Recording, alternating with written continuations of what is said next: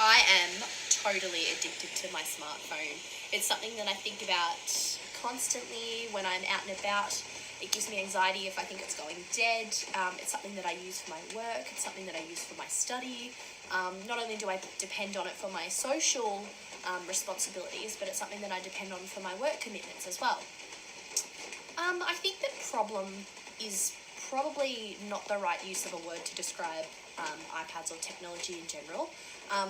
It can be problematic when students are straying from what they're supposed to be doing. So if they're using social media or if they're using their iPad for something that they're not supposed to, whether when students are actually using it for mathematics apps, English apps, documentaries, media, all those types of things that are good examples and good ways of showing them alternative ways to learn, especially if they're not academic inclined, if they're more kinetic and hands-on learners. Perhaps sometimes it's easier for them to relate to content that's digital.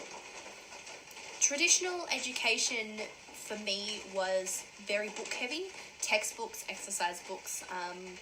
Takes me back to the days where a pen license was a thing.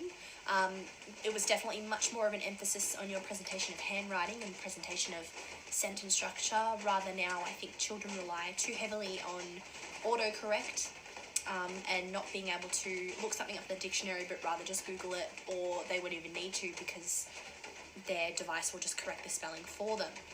So typically, if I had to compare my education with modern education, I would most likely say that today there are a lot less challenges for students to face because it's done for them.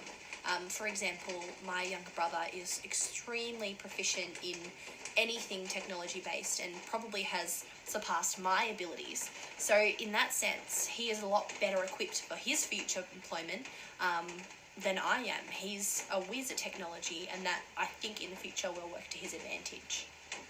Sometimes I think it is a bit detrimental for children like my younger brother, who is only 12 but is joined at the hip to his iPad and his laptop, not to mention his PlayStation as well.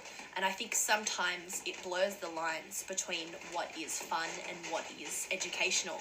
So instead of coming home from school and knocking out a couple of hours of homework, he might say he does, but instead he's on PlayStation or he is chatting to friends. And sometimes it becomes a little bit hard as parents and as guardians to be able to differentiate between, okay, do I really know what they're doing?